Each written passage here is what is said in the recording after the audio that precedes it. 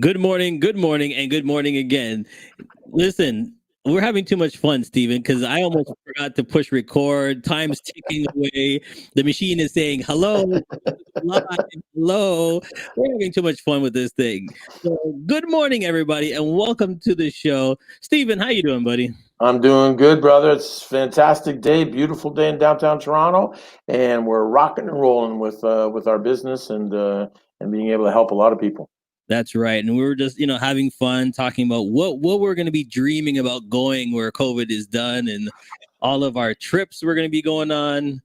Yeah, I mean that's the COVID is a very serious thing, and I think that we're not beginning to understand, and we just have to get a handle on it. And I certainly sympathize with the authorities, and because really we don't know how to handle this thing, and they're doing the best they can. I know it's frustrating for a lot of people, frustrating for me. I'm dying to go on a holiday, but we just have to keep our distance, stay safe, wear our masks, and we'll get through this thing. Well, that's why this program that you're doing is so good, because now we're seeing a little bit more and a little bit more, while this program that you're doing is going to help tremendously. Yeah. So let's talk about that, and then please introduce our special guest. Well, I love doing these programs because we're talking about the SICK program, the Social Impact Challenge, and each time I get to bring one of our team members on to talk about it. Today I have the pleasure of welcoming Sibeso on the show with us. Sibeso is representing us on the SICK program, talking to corporations about how we can help them do that. And she's just a wonderful human being and a fantastic teammate for all of us. All right. So don't go nowhere. Stay tuned to the show. We're going to bring her on just now. Let's go.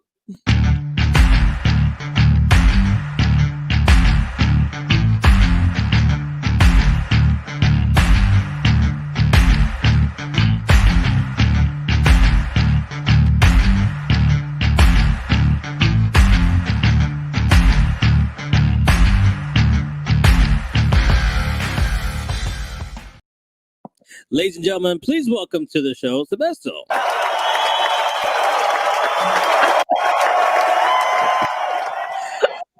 How you doing? I'm great. It's just that it's snowing in Ottawa, but I'm great. Snowing? Yeah. Yes, it's snowing. Wow. All right, Steven, you need to hurry up and get on this trip. Well, I didn't want to say anything, but it's beautiful in downtown Toronto. If you ever want to visit Canada from Ottawa, come on down. I got all the rest of Canada now all angry at me, like this. In Toronto, people, they're so arrogant. Oh, my Lord. How you doing? You okay? I'm good. That's good. So Steven did this big grand entrance for you, and I've known you before. So let me just get to let the people know you. Why did you wanted to jump on board?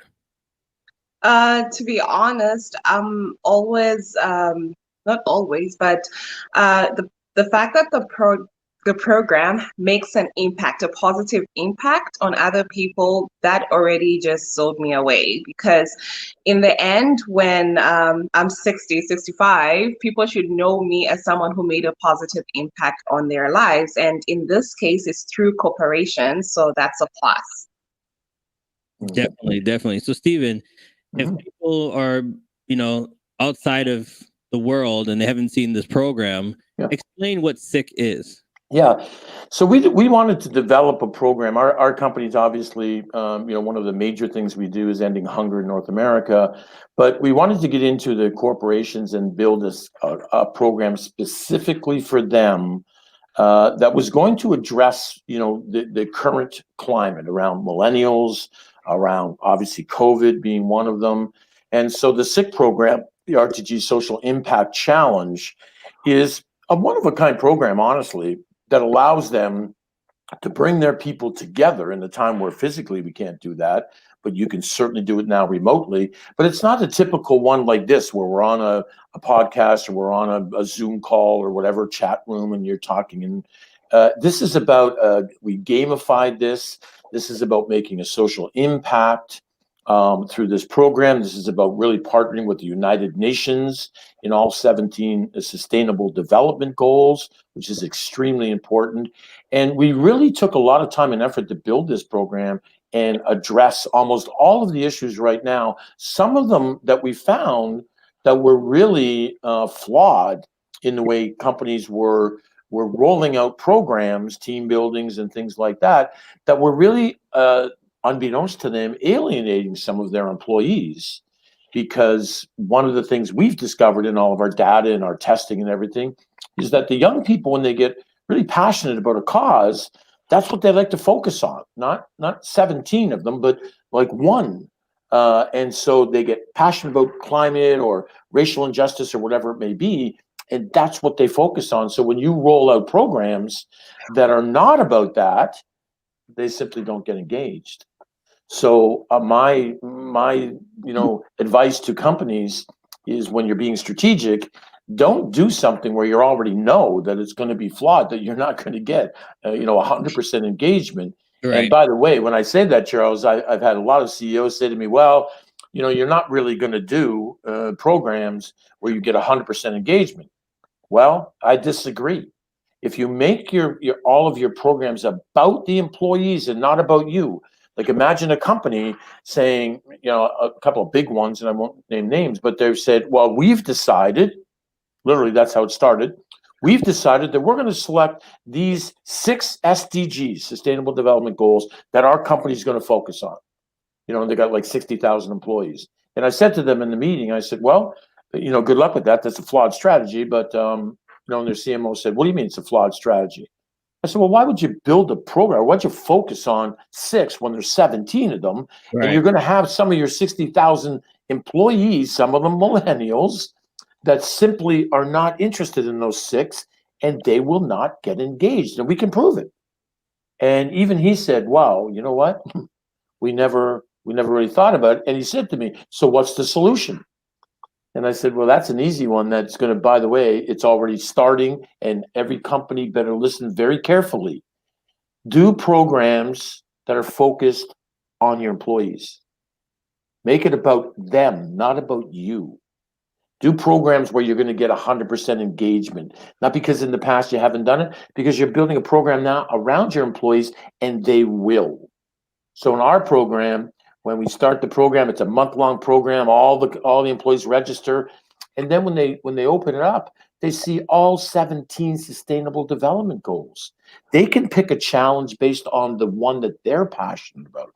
And when they click on climate or hunger or social injustice or whatever it may be, there's a whole bunch of challenges there, and we've got proprietary algorithms that actually will take the challenge and give them a score, a point total of the actual impact that they're having based on doing that challenge. So at the end of it, it's a gamified thing. They compete against their other employees. Some of them have started teaming up and saying, we're all about the climate, so why don't the 6 of us get together and do more of them and challenge each other. But at the end of the month, we add up all the points, divide by the number of employees, and a company's got a social impact score that they can proudly put on their website. They can say, this is what we've done. And they'll be able to share that with thousands of companies all over North America, and quite frankly, the world, because we're able to do this in 22 different languages. And they can have a lot of fun doing it. And again, what's one of the big things everyone's looking for around COVID? Bringing people together. It's a great way to do it. We're literally selling. One of the reasons, we brought Sibeso on, obviously she wanted to come on board and do something. And this program really resonated because it does bring them together now. And it brings them together in a fun way. They go on there, they challenge each other, they see who's doing what, trash talking. I mean, it's a great way. And we're getting a lot of companies that are booking for January, February, March, because they want to start 2021 off in a really positive way. So let me ask Sibeso, like we are in Toronto and we see the COVID impact here. What's it like over there? The numbers here as well are increasing. It's the numbers were down, but now we can start seeing the increase. I don't know if it's because of winter or whatever it is, but the numbers are also increasing here. Right. So how does this program you feel going to impact where you are?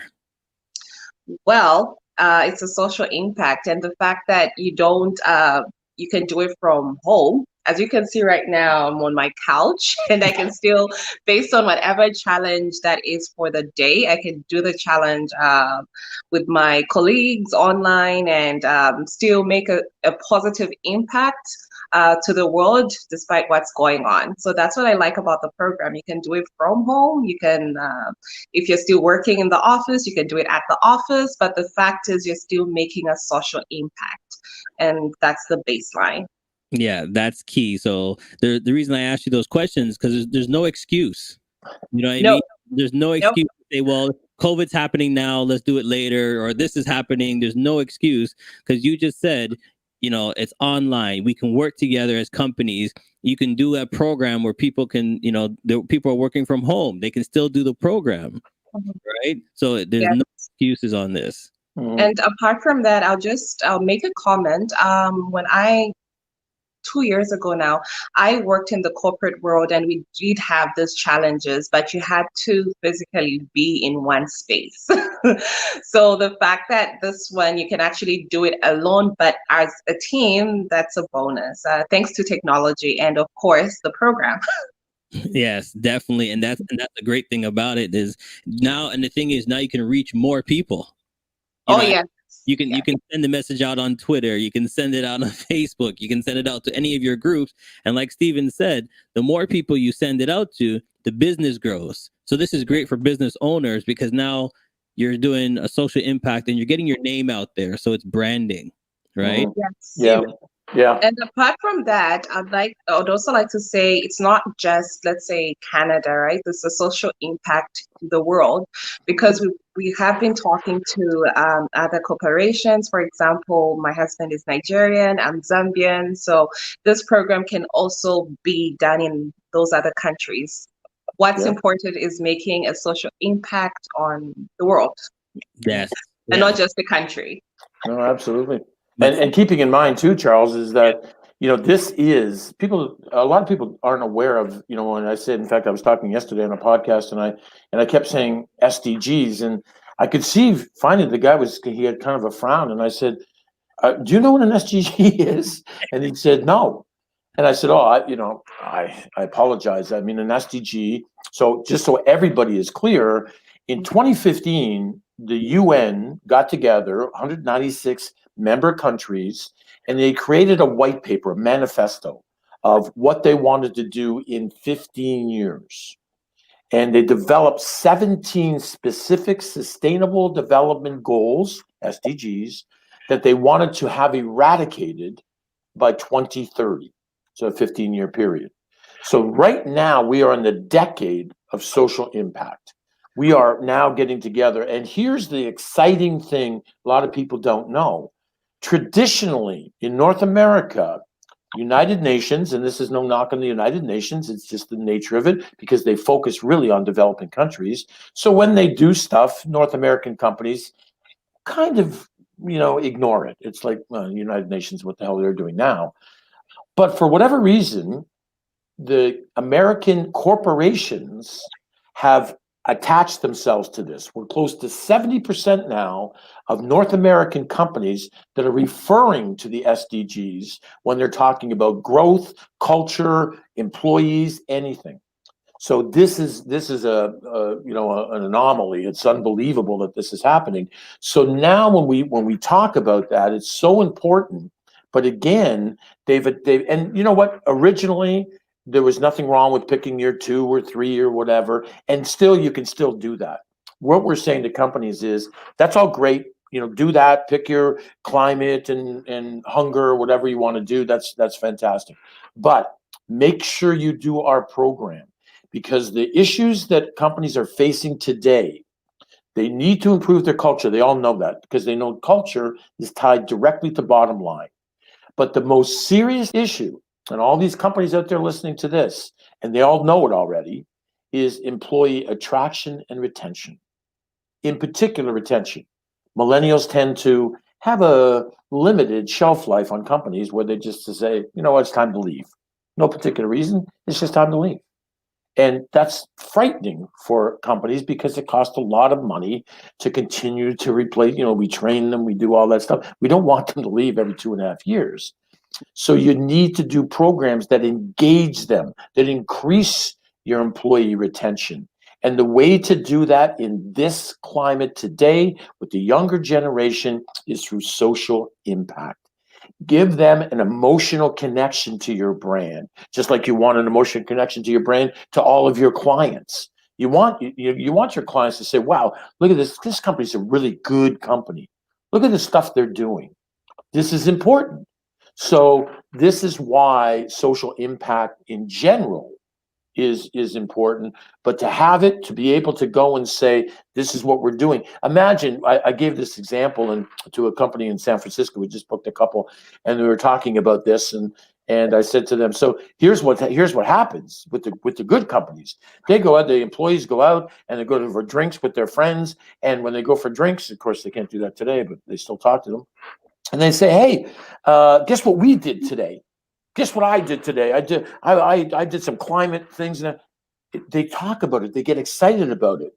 Now, there's other employees there that their companies aren't doing so good things, and they're like, wow, I wish my company was doing that, or maybe I should go work at that company. So it's really, really important today that we focus on, cultures obviously should always be important because culture is extremely important, but employee retention and attraction, really, really important. And this is what programs like this, and I like this particular one and other good things that you're doing is so important in today's climate because the young people, both the millennials and the Zeds coming up, really, really focusing on, and imagine what we want is we want 5 years from now when the Zeds are all graduating at a university and they're going and looking for jobs, and the company says to them, yeah, okay, yeah, you'd be a good fit. We'd love to hire you.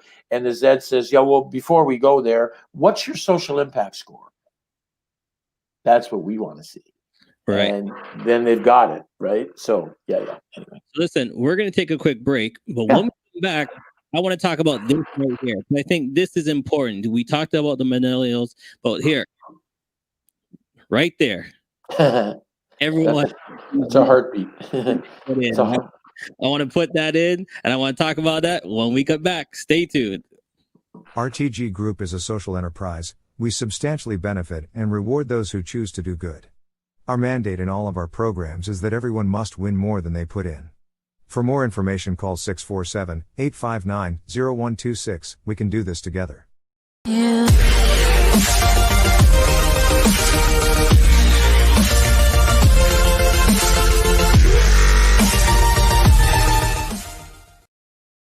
Yes, everyone must win more than they put in. Let's talk about that because, they say, okay, well, everybody, how everybody is. Well, what's in it for me?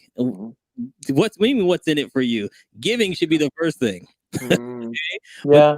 But then they think, you came up with a good model. Let's talk about it. Yeah. So, as a strategist, one of the key things always, whenever we're building any strategy for, any of my clients or that I used to have, obviously this is what I'm doing now, but anything, sustainability should always be the key. You don't want to do something and then, it's over and that's it. It's done. You put a lot of time and effort into these things. The one guaranteed, we can't use that word very often, but in this we can. The guaranteed way, and this goes for anybody out there listening, guaranteed way to build a sustainable model or sustainable program is to make sure everybody wins more than they put in. Because as Nielsen told me when we actually hired them to figure out how long people would feed through our B2C program, they said, like, at least double what they would pay for a charity, because in your program, why would they stop? Everybody's winning more than they put in, so why would they stop? So the corporate model, our SIC program, the companies are winning big time. It's sustainable. The social impact score that they get, which they can improve on. One company said to me, "Can I redo this?" I said, "Sure, you can redo it as we give a 50% discount. Redo it." He says, "Yeah, I can see us doing at least this every 6 months. We'll have new employees and everything like that, and we'll want to improve on the score. So we'll be, the employees will get more engaged." And he said, "This is going to be every 6 months for us." Absolutely. Why not? So I could see this being it, but it's sustainable. This is what you've got. Then you can utilize that to build on other things. So every single thing we do, including the SICK program, including our corporate program, we have to make it so that everybody wins more than they put in. Perfect. And just some comments here. Thank you so much. Interesting discussion. I sent the link to my entrepreneur friends, and that's what we're talking about. You know, send it out. Get the awareness happening. Let people know that this program is available, and that's what we're doing. All right. But before we let you go, I'm gonna give the last word to you, and ask, Sibeso. and ask you if if someone's asking you why jump in? What's the meaning of this whole thing? Well, as Stephen said earlier on, 2030, yes, it sounds like it's far, but the clock's ticking. It hasn't stopped, right? We're almost in 2021. If I was a corporation right now, who wouldn't want to be comparing themselves to the United Nations? They're doing something big. I would like to also have a social impact score and say, hey, you're not the only ones doing it. I'm also doing it. We're getting there. 2030, Civic coming, I'm coming. So if I was a corporation, I would be thinking like that. And I would be more than proud to say, look, the United Nations is doing this. I'm also doing that. Everyone knows the United Nations. So if I was a corporation, I would jump on board now, because 2030 is not waiting for anyone. It's coming. Yeah, and that's, I love that. That's the key. Leaving a legacy behind, and this is the best way to do it as a brand, as a company. So I think that is a tremendous idea. So, Stephen, thank you for bringing another great guest. Thank you so much for being on the show. Always a Thank pleasure, you, my Tom. friend. Thanks. Listen, if you need more information, there's the number. Please email Stephen. He loves getting emails from everybody. And if you want more information, you can definitely just go to the website. The website has all the information on there. We can bring that up and share all the information, and it's right there. Everything that we've been talking about is the programs are there. There it is. Simple click, and then you're on.